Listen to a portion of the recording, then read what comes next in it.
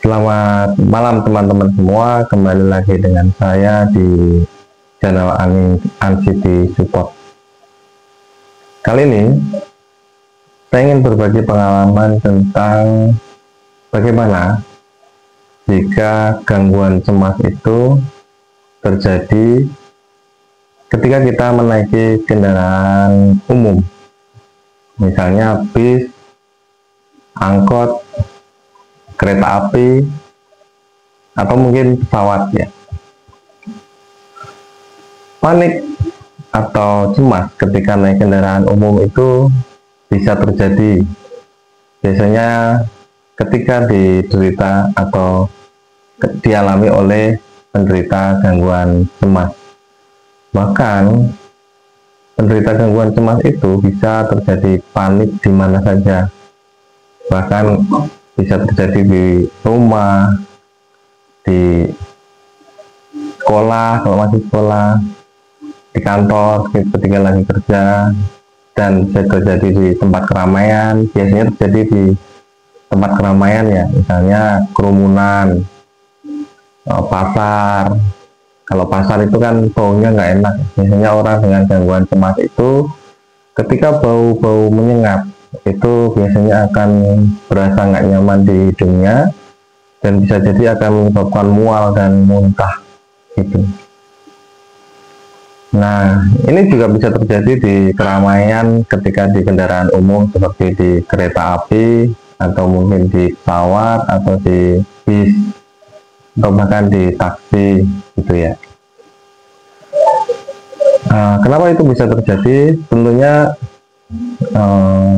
ya ini terjadi karena gangguan panik itu agak aneh begitu ya. Ketika kita naik kendaraan umum atau naik motor sekalipun itu rasanya pusing sekali. Ketika baru jalan sebentar naik motor itu rasanya udah deg-deg jantung itu rasanya udah deg-degan, mulai deg-degan, perut mulai mual-mual, kemudian kepala udah mulai pusing seperti kehilangan keseimbangan dan panik pun muncul. Begitu juga dengan ketika naik mobil. Ketika naik mobil, baru masuk mobil, ya mungkin kalau orang cemas itu agak sensitif dengan kondisi ruangan sempit ya. Misalnya kita naik mobil, itu di ruangan sempit itu ketika nutup pintu, itu rasanya udah nggak nyaman duluan. Lalu ketika kendaraan mulai jalan, lihat di luar itu pada bergerak seperti pohon-pohon bergerak, kemudian ada jalan-jalan bergerak, itu mulai pusingnya datang pertama kali. Nah, kemudian rasa nggak nyaman di perut, mual, kemudian deg-degan itu pun muncul, dan kemudian sensasi nafasnya udah mulai kecepatannya, nafasnya naik seperti kurang oksigen, dan akhirnya gangguan panik muncul, seperti ingin teriak, kadang-kadang muncul seperti ingin lepas kontrol. Nah, di kendaraan umum seperti bis itu lebih kompleks lagi. Banyak orang di dalam kendaraan umum seperti bis, terus kemudian mungkin penuh ya, sesak, kemudian ditambah dengan sensasi yang seperti sebelumnya mulai muncul karena lihat pepohonan gerak itu pusingnya mulai muncul, dan kemudian perut mulai mual, cemasnya datang, jantung mulai deg-degan, dan akhirnya sampai ingin teriak kadang-kadang gitu rasanya.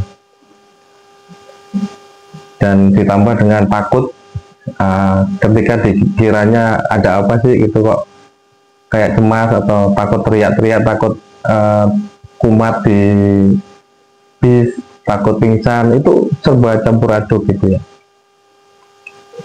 Sama dengan di kereta api, banyak keramaian, sesak, kemudian ketika kereta api mulai jalan ditambah di ruangan sempit tadi, orang dengan menderita anxiety ketika masuk ruangan, kondisi baru ruangan sempit seperti itu akan mulai nggak nyaman pertama kali. Kemudian lihat kereta api mulai jalan itu mulai pusing karena ngelihat pohon-pohon semua bergerak jalan itu mulai pusing. Kemudian mulai cemasnya datang, perutnya mulai mual, kembung, dan jantung deg-degan kencang. Akhirnya pun panik muncul, pengen teriak dan takut dengan menahan ketakutan diam, kadang keringat dingin muncul, takut kumat di situ, takut disangka kalau sampai teriak-teriak disangka gila, takut pingsan, takut semua campur aduk di otak ketika naik kendaraan umum ya.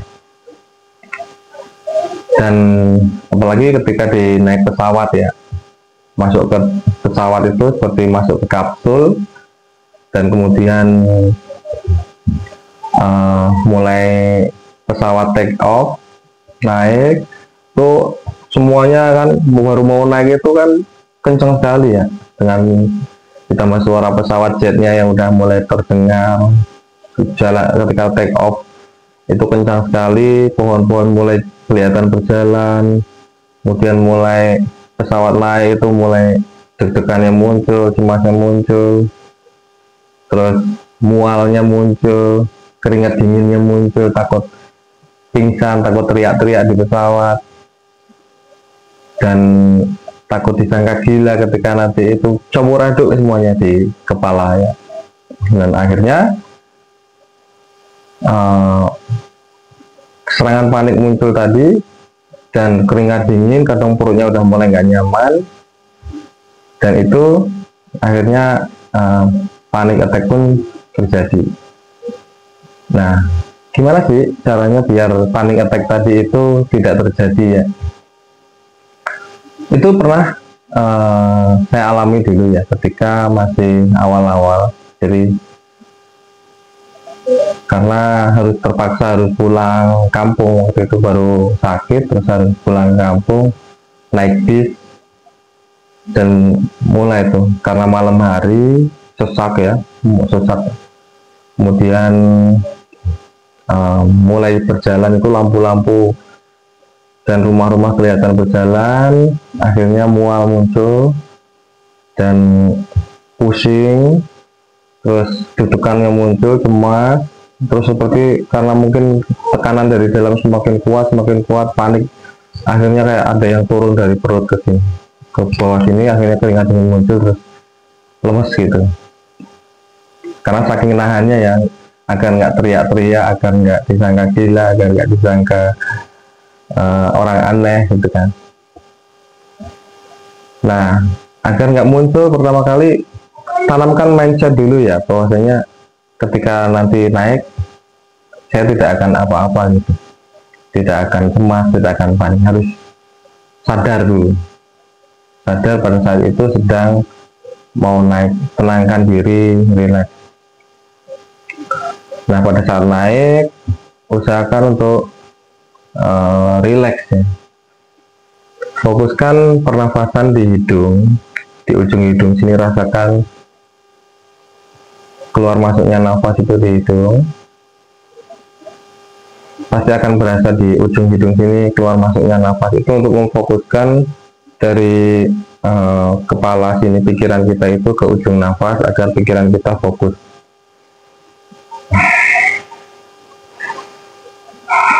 Nah, seperti itu, keluar masuknya nafas. Nah, kemudian berusaha untuk selalu sadar dan berpikir positif. Ketika mobil mulai berjalan, usahakan untuk terus tenang, sadar bahwasanya ini akan baik-baik saja gitu. Alihkan pikiran, misalnya dengan, kalau saya ya, kadang-kadang saya mencubit bagian tubuh ini, saya cubit untuk mengalihkan perhatian dari pikiran agar tidak cemas ini, saya cubitin bagian tubuh agar merasa sakit, kadang-kadang sampai biru ya di bagian-bagian tubuh yang saya cubit, saya di paha atau di ya yang kira-kira bisa mengalihkan perhatian tadi. Selain nafas ya mungkin dengan cara dicubit. Yang pertama tadi ya, mengalihkan nafas di hidung, yang kedua relaksasi pikiran, Yang ketiga tadi dengan cara dicubit di bagian tubuh tertentu. Nah, itulah cara-cara untuk mengalihkan perhatian ketika mobil udah mulai jalan, alihkan perhatian agar pikiran tidak panik dan tetap baik-baik saja. Relaksasi ini akan terlewati baik-baik saja, tidak akan terjadi apa-apa. Terus terjadi apa? Pikirkan seperti itu, tidak apa-apa, tidak apa-apa, tidak akan terjadi apa-apa, tidak akan panik.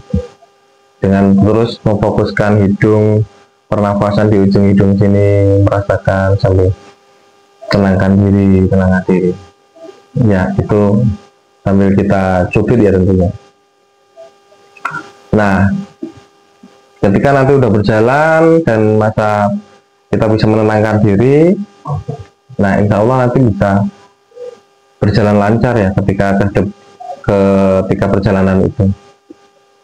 Biasanya itu terjadi banyak, mungkin 5-10 menit ketika naik kendaraan umum itu yang pertama kalinya, karena ya orang anxiety atau kecemasan itu akan sensitif terhadap kondisi baru. Ketika dia naik mobil tadi ada kondisi baru yang ruangan sempit, kemudian ada keramaian, ada sesak banyak orang di situ yang menyebabkan ketakutan. Tapi ketika udah 10 menit di situ dan baik-baik saja, itu akan perjalanan selanjutnya akan mulai tenang. Ketika kita berhasil merilekskan diri, menenangkan diri dengan relaksasi tadi, memfokuskan pernafasan di ujung hidung sini, pernafasan, dan selanjutnya adalah mengalihkan perhatian dengan mencubit ya kalau saya. Namun sebenarnya itu semua bisa diatasi. Jalan yang terakhir yang mungkin ini akan selalu ya saya sarankan kepada teman-teman, bagi para penderita anxiety atau panik, agar tidak berlarut-larut ketika Anda itu sakit anxiety, butuh waktu panjang untuk bisa kembali normal seperti sedia kala, karena otak yang sudah terlanjur berpikir negatif, kemudian panik, itu bertubi-tubi setiap hari, itu akan butuh waktu untuk bisa recovery kembali, butuh waktu untuk bisa memulihkan, menghilangkan pikiran-pikiran cemas tadi, untuk bisa riset atau memprogram ulang otak itu butuh waktu. Makanya saya sarankan untuk teman-teman yang masih berjuang melawan anxiety, jangan sungkan untuk pergi ke psikiater untuk meminta bantuan dari psikiater agar diberikan obat-obatan yang bisa mengatasi kecemasan berlebih tadi. Sebenarnya dalam 1 bulan itu ketika diobati dengan benar, itu akan sangat membantu ketika kita beraktivitas di luar. Misalnya orang dengan kecemasan untuk takut keluar rumah karena keliengan, karena panik, karena cemas mau terjadi apa-apa di jalan, ketika diobati dengan benar selama sebulan, itu pun udah memberikan respon yang sangat bagus. Ketika di kendaraan umum tidak lagi panik, bisa tenang. Ketika di pesawat bisa tenang, ketika di naik mobil bisa tenang, dan bisa beraktivitas dengan baik ketika di luar rumah, dan bisa produktif, bisa bekerja dengan normal, bisa mencari nafkah untuk keluarga, sambil nanti belajar lagi ya, memprogram ulang otak, relaksasi, kemudian meditasi, mengajari kembali otak agar bisa menghadapi stres itu dengan sebaik-baiknya tanpa ada keluhan di badan. Ya, dulu mungkin pernah juga untuk mencoba mengabaikan segala keluhan itu, tapi ternyata selama 10 tahun itu sangat panjang ya, keluhan-keluhan di badan yang serba mengerikan lah ibaratnya, karena setiap hari muncul sensasi, akhirnya banyak terekam di otak, menyebabkan trauma tersendiri bagi otak. Dan akhirnya ketika berobat dengan benar, bisa beraktivitas dengan normal, pulih, dan akhirnya menemukan pengobatan yang tepat akhirnya bisa kembali seperti sekarang ini. Dan tentunya Anda harus terus beribadah ya, untuk bisa meminta kepada Sang Pencipta bahwasanya saya ingin sembuh, saya ingin kembali normal, saya sudah pasrah, saya sudah berusaha, dan saya meminta ridhomu untuk bisa sembuh dari sakit ini. Setiap hari diulang-ulang, ketika sembahyang sholat, sampai nanti Allah memberikan jawaban kapan kita akan diberikan kesembuhan, karena Allah yang maha memberikan kesembuhan. Jadi jangan lupa terus berusaha untuk berobat, terus berusaha untuk mencari pengobatan di mana kita akan bisa sembuh, baik psikiater, kemudian psikolog, kemudian meditasi. Lakukan segala upaya agar teman-teman semua segera pulih dari gangguan cemas. Walaupun harus ke alternatif pun jangan berhenti untuk mencari, karena akhirnya pun saya sembuh bukan dari psikiater, tapi ke pengobatan alternatif juga yang akhirnya membantu saya untuk bisa lepas dari anxiety dan obat-obatan. Demikian tips dari saya hari ini, mudah-mudahan bermanfaat. Assalamualaikum warahmatullahi wabarakatuh.